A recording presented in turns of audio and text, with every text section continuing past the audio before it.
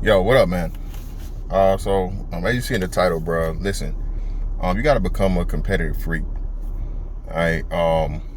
You see what it is. I mean, congratulations to Giannis and the Milwaukee Bucks in winning the NBA Finals last night. Giannis came out with the MVP, having one of the best finals performances, man, like ever. You know what I mean? I think he had a couple of 40-point games. He closed it out last night with a 50-point game. And he ended up averaging, I think, say like 35, um, 13 and 5 or something like that. And again, man, you see the guy. He credited, Kobe for, the beginning of his journey. And although I'm a lifetime Laker fan, if you don't already know, I ain't never switched teams. I didn't just become a Laker fan when a certain guy got there. But true competitors, bro, understand each other, and you can see each other from a mile away. All right. Kobe had workouts with Giannis, I think a couple years ago, to get his footwork together, and Giannis has always had that hunger. And I like him as a player because as a person, his story is very similar. He came into the league. He was a little fella, extremely on the light side, but that competitive nature, man, doing whatever it takes in order to get to the next level. He worked on his body. He got jacked, huge.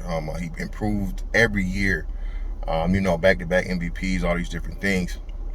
And again, man, he was in pretty much a last of a dying breed. I think that's why Kobe not only challenged him, but was willing to, reach out and work with him and teach him and to add a couple of things to his toolbox, to his game. And often, more than not, man, especially in today's age, they're trying to kill that competitive nature in men. Okay, men are competitive by nature. Okay, this isn't my opinion. This is science. Okay, this is anthropology. All right.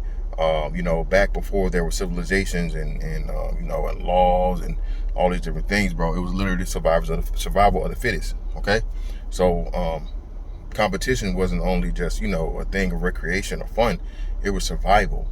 All right, you were literally in competition with any and every possible man you saw for your very life, and food and shelter and access to resources, water, all these different things. And far too often than not, man, when you have that nowadays, you're like an animal to people.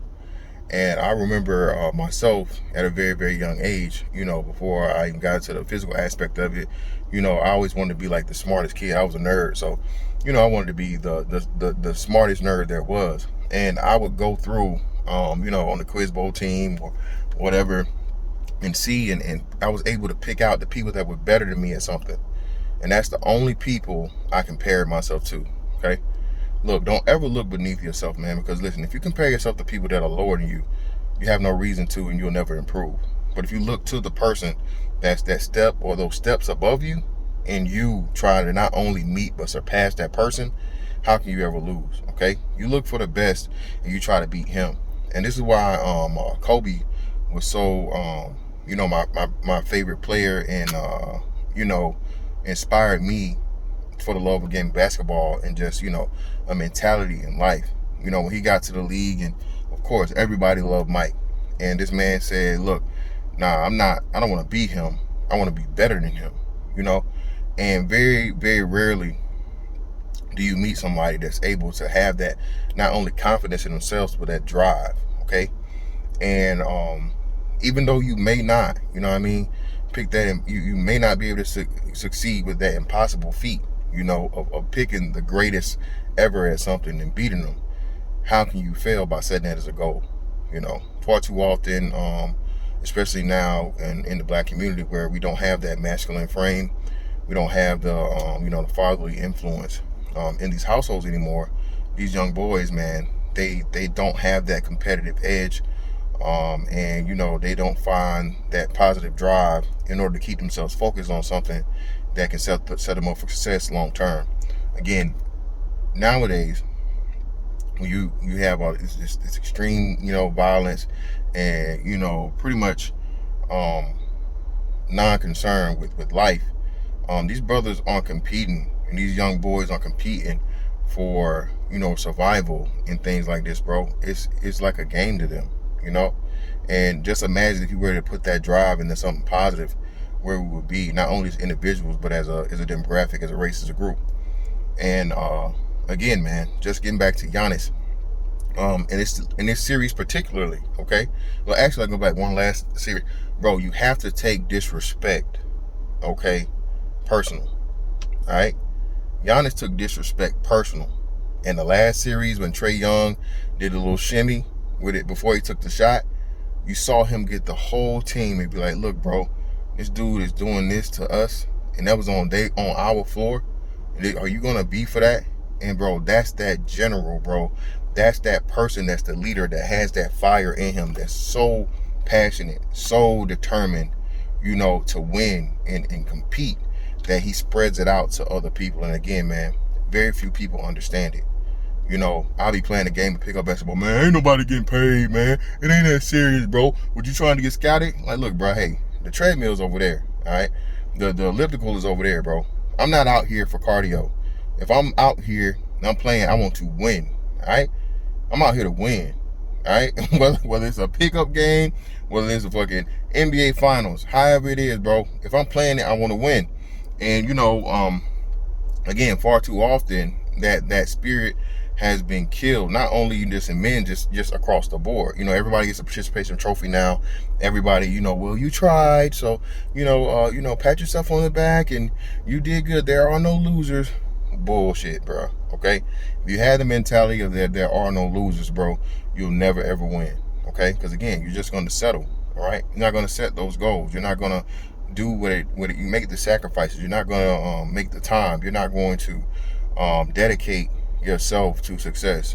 The hard road. You're not going to take the hard road. Again, bro, this is why I'm such a big proponent of criticism. Okay, again, if you praise for one is for children. All right, for the most part. Of course, every now and again, every person needs some, some encouragement, some motivation. But constant praise of adults, bro, that doesn't do anything. Okay, if you just tell me what I'm doing right, how am I going to improve? You know what I'm saying? Most people don't have to learn how to, go right because they're right-handed. No, you got to work on that left hand. You got to work on your weakness. And that's what criticism does. When a person truly cares about you, they give you honest, positive criticism. Okay? It may even be harsh, harsh, positive criticism. Because again, as a man, bro, you got to get used to that, where you can't get your feelings hurt over some words. You know what I'm saying? And that's another thing too. We see this in this cancel culture. We see this in, the silencing and, the curtailing of speech. All these different things, man. So again, bro, as men, black men especially, we got to get into this thing of where again you become that competitive freak, man. Shout out to Giannis. And everybody's feeling sorry for Chris Paul. I don't feel sorry for Chris Paul at all. All right, Chris Paul has been in very, very good situations, all but once that I can think of.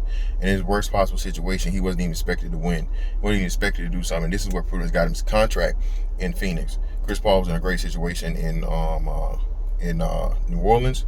He was in a great, even better situation in the Clippers for all those years, and then he was in a good situation with Houston. Every time it depended on Chris Paul, what did he do? Okay, and not only this time, Chris Paul would be a major factor as to why Phoenix lost and the Bucks turned this whole series around. Listen, man, the antics and certain things, and bro, you don't disrespect the competitor, bro. Okay, you're not gonna win that. All right, most people don't even understand that. Like, bro, why you want to compete for everything, man? Why is everything a competition? Because I'm a competitor, idiot. Because I want to win, idiot. Because I know something that you don't know. I know that always trying to win, striving to win, and no matter what it is gonna put me in a better position than you. And the fact of the matter is you're asking me that question lets me know me and you not cut from the same cloth. And I don't got too much to do with you. You're not going to improve me in any way, shape, form, or fashion. Even if you're trying to go at me, I'm just going to laugh at you because it's like, bro, you're not cut out for this. You don't even understand it. You don't understand it. This you put yourself in the lion's den. You know what I mean? You put yourself in the tiger cage. And you want to ask the tiger, well, why you want to eat me? Why the hell did you step in here? And most people do that, man, with competitors not knowing what they've done. I took it personal. Everybody remembers that from the you know, and that's what competitors do, bro. You look for any little thing, especially if it's something that's going to give you that edge you may need. Because a lot of times, bro, it's going to be things in life you don't take serious. Man, it's not that serious. It's not, oh man, why am I even doing this or whatnot, what have you. But it's that one little thing that sparks you, okay, that you have to look for and even sometimes make up, so you can just even win at that.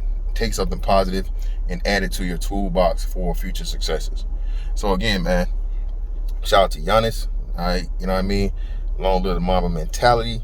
You know what I mean? The be a competitive freak. And that's that on that one, man. I'll catch y'all on the next one.